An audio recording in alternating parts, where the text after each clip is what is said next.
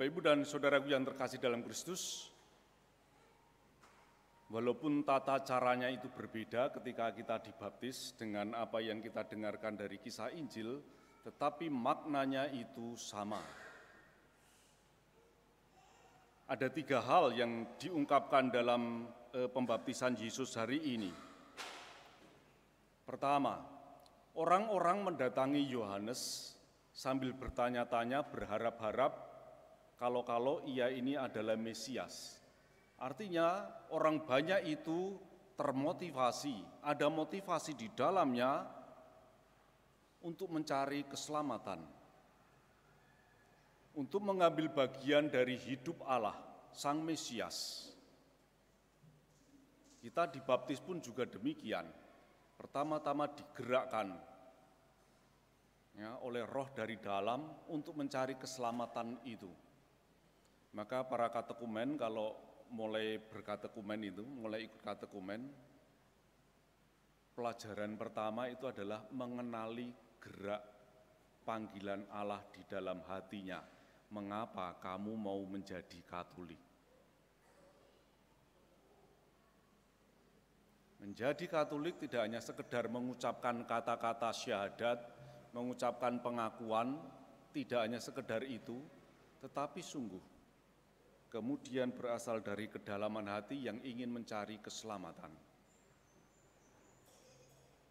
Dan penyelamatan yang seperti ini terungkap dalam penghapusan dosa. Maka salah satu makna dari pembaptisan yang kita terima dengan pengucuran air itu adalah penghapusan dosa. Dengan dikucuri air, dosa kita itu dihapuskan. Maka sebelum menerima sakramen baptis, orang tidak perlu pengakuan dosa. Tetapi selain itu, sakramen selain itu, mau komuni pertama, diajak untuk mengaku dosa dulu. Karena itu tadi, mau krisma, mau penguatan, harus pengakuan dosa dulu. Tetapi kalau mau baptis, tidak diperlukan. Karena makna dari baptis itu salah satunya adalah penghapusan dosa menuju pada keselamatan. Dalam pembaptisan yang kita alami, kita kemudian menerima pengurapan minyak krisma. Pengurapan minyak krisma itu artinya martabat kita diangkat sebagaimana Yesus menjadi imam, nabi, dan raja. Imam itu tugasnya itu menyucikan. Nabi itu tugasnya itu mewartakan kehendak Allah. Raja itu kuasa untuk melayani. Sebagaimana dilakukan oleh Yesus. Dan kita diberi lilin bernyala.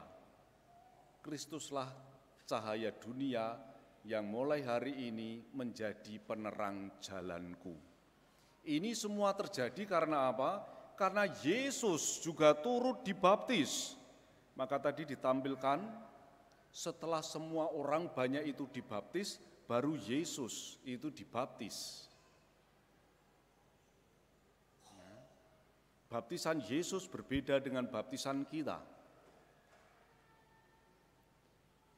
Baptisan kita adalah gerak kita untuk menuju keselamatan, menuju pada Allah. Baptisan Yesus sebaliknya, Allah yang mendatangi kita. Allah yang menerima pembaptisan agar bisa mendatangi hidup kita.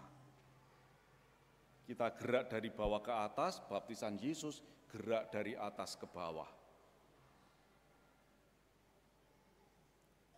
Itu semua terungkap dalam pembaptisan yang kita terima. Termasuk juga martabat sebagai anak-anak Allah. Setelah menerima lilin bernyala, kemudian diberikan kain putih, pakaian putih baru.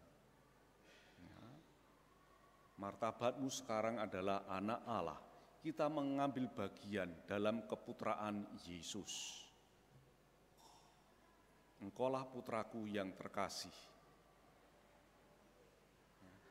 Kata-kata yang sama ini nanti akan diperdengarkan Allah lagi ketika Yesus menampakkan kemuliaannya di gunung. Hanya ditambahi kata-kata satu lagi, dengarkanlah dia.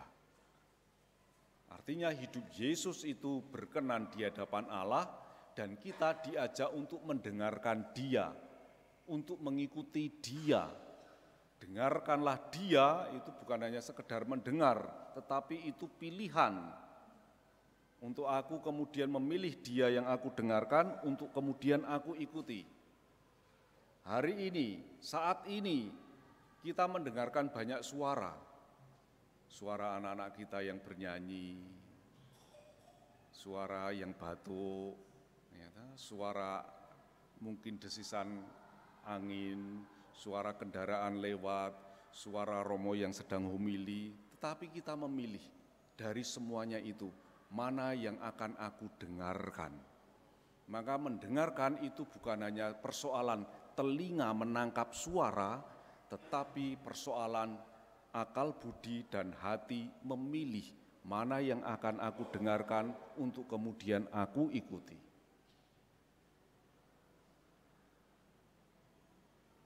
Maka ungkapan dalam pembaptisan, diurapi minyak krisma, diberi lilin bernyala, menjadi dipakai pakaian baru, itu adalah ungkapan, aku memilih untuk mendengarkan dia, mengikuti dia.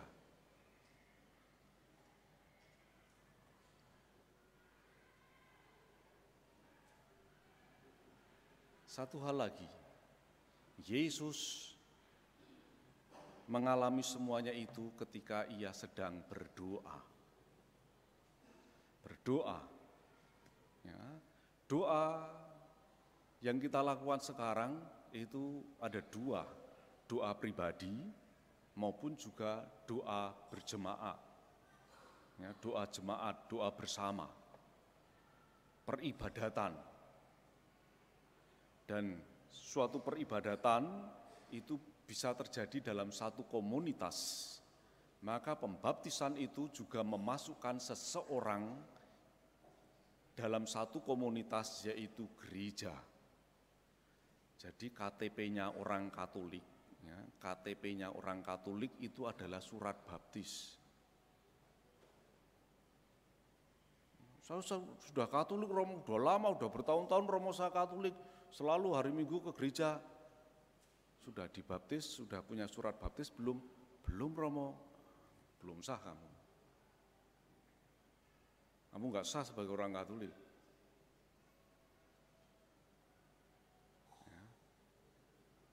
Masuk dalam peribadatan, masuk dalam komunitas, ya, ini adalah salah satu makna dari pembaptisan. Kita dimasukkan menjadi anggota gereja. Kita semua sudah begitu lama, bertahun-tahun dibaptis. Ada yang baptis bayi, ada yang baptis dewasa, anak-anak, baptis dewasa, dan lain sebagainya. Melalui pembaptisan Yesus yang kita rayakan hari ini, kita diingatkan, apakah hidupku sudah sesuai dengan martabat itu? Ya. Saya hanya ingin menegaskan satu hal lagi, suara yang diperdengarkan Bapa. Inilah putraku yang kukasihi. Seluruh pelajaran katekumen selama 1 tahun, itu sebetulnya hanya mengajak kita untuk mengakui satu hal. Hidupmu dikasihi Tuhan. Hidupmu apapun keadaanmu dikasihi oleh Tuhan.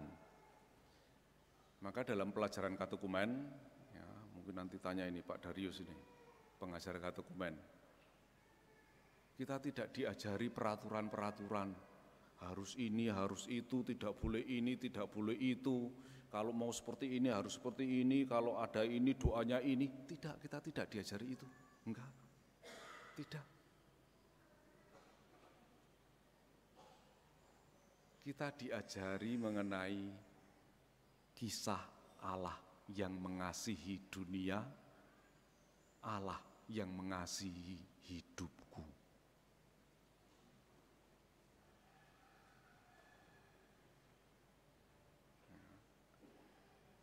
Bagaimana rasanya hidup sebagai orang yang dikasihi? Itu yang harus menjadi perjuangan terus-menerus. Seorang bapak mengasihi anaknya, orang tua mengasihi anak-anaknya. Apakah di antara mereka kemudian ada peraturan? Apakah orang tua mengajarkan peraturan macam-macam? Kamu kalau enggak boleh ini, enggak boleh itu, harus ini, harus itu. Memang mungkin ada 1-2 peraturan yang diungkapkan, tetapi lebih daripada semuanya itu, kedekatan batin, kedekatan hati satu sama lain, itu yang memungkinkan anak kemudian sungguh mencintai orang tuanya maupun juga demikian sebaliknya. Maka yang menjadi penting itu adalah bagaimana hati kita dekat dengan Tuhan. Maka kadangkala saya sendiri juga mengalami kesulitan. Kalau ada orang tanya, Romo, kalau sedang dalam persoalan seperti ini doanya apa ya? Susah juga jawabnya. Ya. Biasanya cari ajalah di puji syukur itu. Itu di depan itu ada berbagai macam doa. Doa mohon teman hidup yang baik ada. Ya, artinya doa mohon pacar itu ada di situ. Doa mohon apa lagi ya? Ya, doa untuk orang tua ada, doa untuk anak-anak ada, mendoakan orang yang menderita ada. Terus cari aja di situ. Ya, pastor nggak hafal. Ya, pernah juga ada orang yang nanya, Romo, kalau mau membagi warisan itu hukumnya di gereja Katolik itu bagaimana ya? Langsung saya jawab, gak ono. Hukumnya enggak ada, bagi warisan itu gimana? Yesus cuma menasihati satu hal untuk soal bagi-bagi waris itu. Ketika ada orang bertanya, datang kepadanya bertanya, Yesus hanya mengingatkan satu hal, jangan serakah. Wis, kamu jangan serakah. Maka bagilah warisanmu, jangan serakah.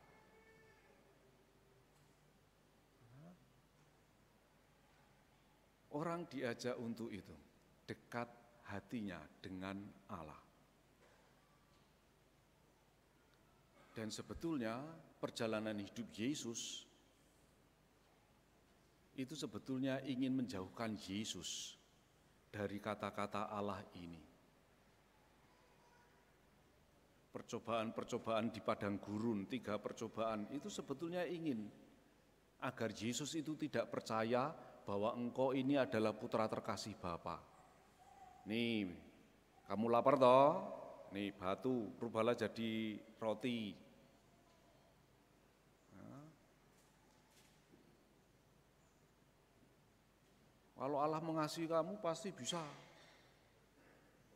Seolah-olah ada syarat.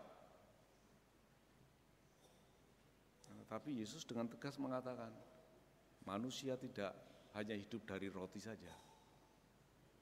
Nih, kamu jatuhkanlah dirimu. Kalau Allah mengasihi engkau, pasti engkau akan diselamatkan. Nih, seluruh dunia itu akan kukasihkan ke kamu kalau engkau menyembah aku. Tawaran kasih yang lain. Yang semuanya adalah omong kosong akhirnya. Maka segala persoalan hidup yang kita alami, segala perjuangan yang kita alami, janganlah sampai merubah kepercayaan kita bahwa aku adalah anak terkasih Allah. Aku sudah mengambil bagian dalam keputraan Yesus, maka Allah pun juga mengasihi aku. Dan hanya ini sajalah yang kita bawa sampai nanti kita mati. Maka mari kita mohon rahmat Tuhan agar segala persoalan hidup yang kita alami itu tidak mengubah kepercayaan bahwa hidupku itu adalah dikasihi Allah. Dan marilah kita hidup juga sebagai orang-orang yang dikasihi, bukan orang-orang yang masih mencari kasih ke sana kemari, tetapi hidup orang yang sudah dikasihi, dan marilah kita juga membagikan kasih itu kepada sesama kita. Tuhan Yesus memberkati.